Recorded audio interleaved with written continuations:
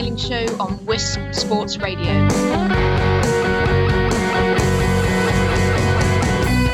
The Sailing Show is a co-production between the Magenta Project and Wisp Sports, where we believe that women in sport deserve equal coverage.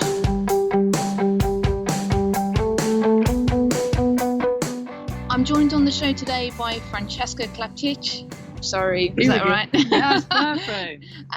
Who's competing in her first Volvo Ocean Race with Team Turn the Tide, skippered by Dee Kafari, and Volvo veteran Sally Barkow. Can I say that, Sally? Is that a good intro? Just because of the age. Who competed in the last edition of the race with Team SCA and is now involved with the event side of the race, looking after the M32 catamarans, and also has competed a couple of legs on board Team Brunel. Francesca, welcome. We caught up in Lisbon.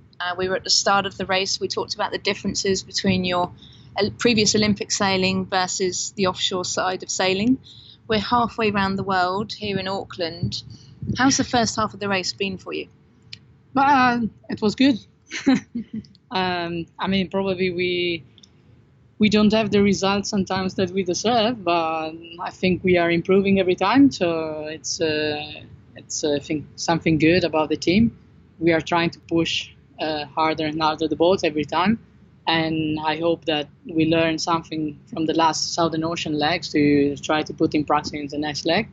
And I think everyone is really excited to be out there again. And I've been nervous for sure, but I think it was a great opportunity for me to be part of the race. And now that we are halfway, I think it's even more a great opportunity to be able to do a lot of legs and to be able to sail the boat. And we have a great team with great people on board, and the experience is just amazing. I think I see a lot of similarities to how we felt on Team SCA, where you're often at the back of the fleet, but you feel that you can do way better. How do you stay positive as a team in those skeds that come in every 6 hours, the position reports? How do you keep that positivity? Well, the skeds in the last leg was good until the last 6 hours.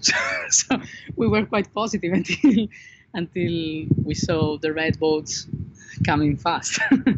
I think we made a huge improvement in the performance compared to the beginning. Everyone knows better the boat and knows how to sail faster. And we are on the back of the leaderboard, and this is a number. But at the same time, I think it's just a number right now. So the performance are getting better, and I think we will be able to make a good result. At least to keep us positive. Sure. And are you looking forward to this next leg? Yeah, I'm not really looking forward for the cold and the freezing, but I'm looking for I like the strong wind and the big waves, so probably it would be nice. But maybe I will also happy to arrive in Itajai and have a good caipirinha and put the bikini on instead of the fleece. Yeah. Sally, I'm going to ask you the same question. You've dipped your toe in a couple of legs for this race. It's the Southern Ocean leg coming up. How are you sad to be missing this leg? Not really, no. I knew that I wanted to do 1 or 2 legs of this race, but I also knew that I didn't want to commit to the time that it really deserved to do the whole race and do some of these bigger legs. So I'm happy I've been working full time now for the last couple months, so or full on rather, so I'm happy to take some time off and go home and see you guys off the dock. Great. Well, I'm going to come back and ask you about those events and about the M32 catamarans that you're managing. Francesca, just to come back to you, how would you compare the physical and mental challenges compared to your Olympic campaign? People who haven't done this race before, I think they find it hard to understand the challenges that we're put under. So how would you compare it? I don't know. I was expecting the race is hard. Come on, we can easily see videos and pictures and everything. The boat is really wet, so the boat is hard. But I think also a proper Olympic campaign, it's also really hard. You are training every day and for like 4 years with just the dream to get a medal after 4 years. So it's like a long-term target, but at the same time, you're not really sure that you can reach it. So you work every day for hours and hours and hours in the gym, in the boats, and sometimes it's nice because you sail good and the training is going well, and sometimes it's really hard because you come back to the hotel and it's like, wow, we trained so bad today, and what's going on? So you try to figure out how to do it better the day after. I think it's a bit like this race, you know. Sometimes you're on watch and you're able to sail fast and have good performance, and sometimes you are on watch and you're just going slow, and you need to figure out how to go fast again. And of course it's hard because you don't sleep properly. It's like off watch, on watch, so it's hard, and you don't eat properly. In the Olympic campaign, all this stuff are really like, it's a different routine. You sleep like 9 hours per day properly in a good bed.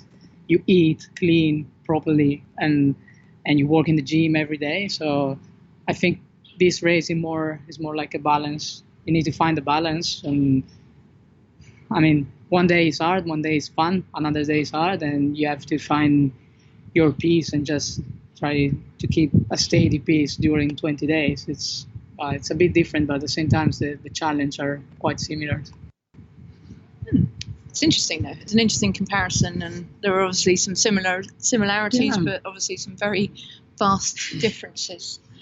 Sally, to come back to you, you've been managing the M32 catamarans that are being run within the Volvo Ocean Race as a guest experience platform. I wanted to just talk a little bit about that and how you've been able to bring in some new talent to expose them not only to the M32s but to the Volvo Ocean Race for people that might be aspiring to do that race. Just talk us through your involvement with that and bringing new talent in. So we have the 7 M32s involved with the race, one associated with each team, and we have a one boat captain that's taking care of each of those boats. And the boats are used for, like you said, guest speed experience, guest sailing. We take out all sorts of sponsors of the race, sponsors of teams, people to expose, what it's like to be on the water. And the M32s I think they're a great platform for it because we can sail. I mean, yes, 2 days ago we sailed in 1 or 2 knots of wind and we're going, 3 or 4 knots through the water.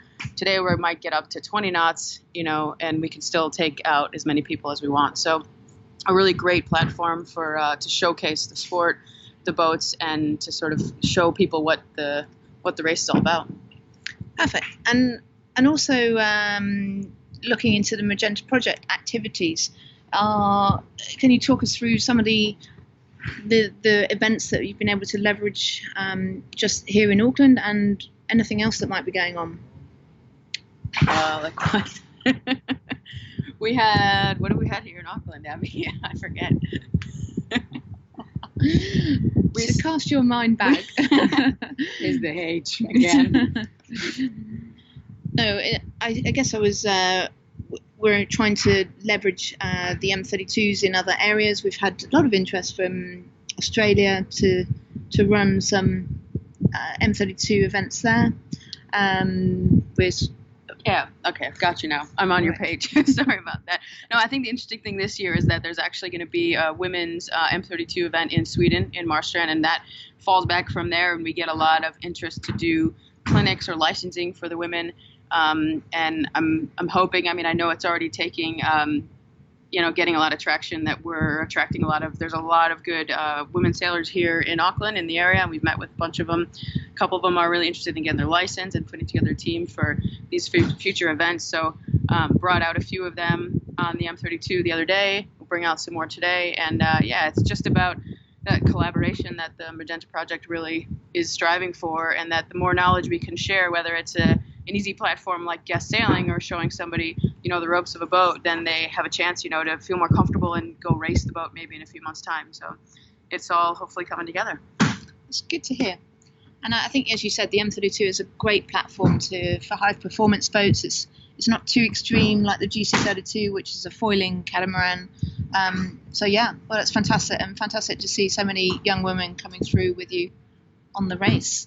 I think that will conclude it for now. I'd like to thank you both for joining us today and wishing Frankie all the best for the upcoming Southern Ocean leg. Thank you. Stay safe. You too. Yeah. Stay safe too. And don't beat us over the line. That concludes today's show. We'd like to thank you for listening and continue to follow us on our website and social media at the Magenta Project. And also to keep up to date on women's sport in general, not just sailing, please check out the WISP Sports website and social feeds. Thanks for listening, and we hope to be back next month for another episode of The Sailing Show. Ciao.